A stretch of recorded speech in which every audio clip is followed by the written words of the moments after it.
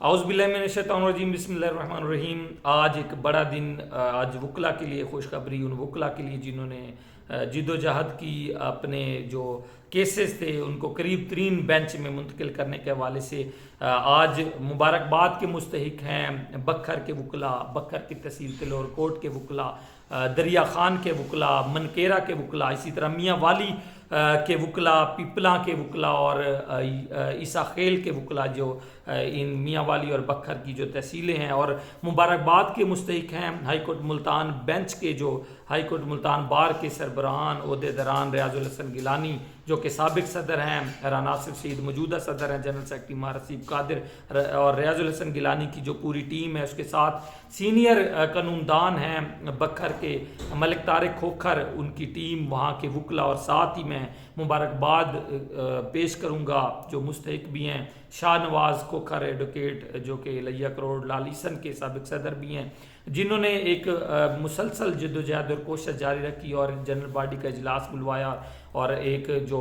بکھر کے وکلا جن کو لاہور جانا پڑتا تھا اپنے کیسز کی پیروی کے لیے، جو پرنسپل سیٹ پہ، کیونکہ بکھر ان کی تحصیلوں کے کیسز تھے، وہ لاہور پرنسپل سیٹ پر ان کی سنوائی ہوتی تھی، اور ساتھ ہی میاں والی اور اس کی تحصیلوں کے بھی سنوائی پرنسپل سیٹ لاہور میں ہوتی تھی۔ اگر میں مجموعی طور پر ڈیسٹینیشن کی بات کریں تو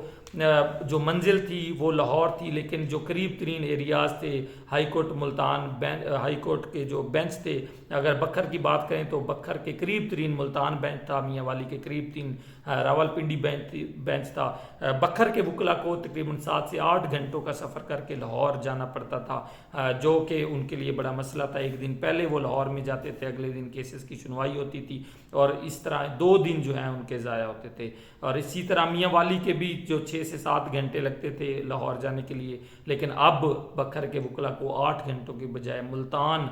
بینچ میں پہنچنے کے لیے ان کو تقریباً 2.5 گھنٹوں کا جو سفر کرنا پڑے گا۔ اسی طرح میاں والی کے وکلا کو 6 سے 6.5 گھنٹوں کی بجائے اب جو 1 گھنٹہ اور 40 منٹ کا سفر طے کر کے پنڈی بینچ میں اپنے کیسز کی منتقلی کے لیے جانا پڑے گا، کیونکہ chief justice Lahore high court justice Muhammad Ameer Bhatti نے ان وکلا کا دیرینہ مطالبہ مانتے ہوئے آج ایک ان کی زیر صدارت انتظامی کمیٹی کا اجلاس منعقد ہوا۔ اجلاس میں باقاعدہ طور پر منظوری دے دی گئی کہ جو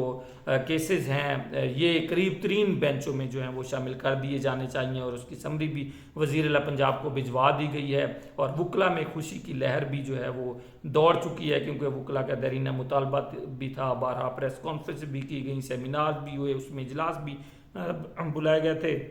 لیکن آج باقاعدہ طور پر خوشخبری آنے کے بعد ہم یہ کہہ سکتے ہیں کہ انصاف فوری، سستا اور گھر کی دہلیز پر فراہم کرنے کے لیے لاہور ہائی کورٹ کے موجودہ جو چیف جسٹس ہیں جسٹس محمد امیر بھٹی، انہوں نے اپنا کردار ادا کر دیا، کیونکہ اس سے پہلے بھی یہ مثالیں موجود ہیں کہ لودھراں جو ملتان بینچ کے ساتھ تھا، اس کا قریب ترین بینچ بہاولپور بنتا تھا، ان کے کیسز وہاں پہ بھجوا دیے گئے تھے۔ اسی طرح گجرات اور پاک پتن کو بھی قریبی بینچوں میں جو ہے وہ منتقل کر دیا تھا۔ اسی طرح اس وقت اور بھی بہت زیادہ بینچ ہیں، اگلے ہم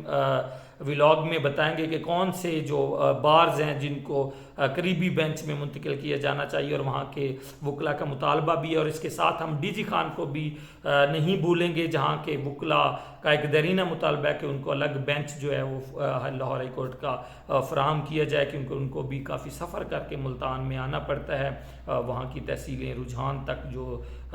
دور دراز سے ملتان آتے ہیں ان کو بھی بڑا سفر کرنا پڑتا ہے۔ اس حوالے سے وہ اپنی آواز بھی انہوں نے بلند کی ہوئی ہے، ہفتے میں 1 دن ہڑتال بھی وہ ان کی بار جو ہیں وہ کرتی ہیں، لیکن آج جو دن ہے وہ خوشخبری کا ہے، ان وکلا کی جدوجہد کا جنہوں نے اس آواز کو بلند کیا، قراردادیں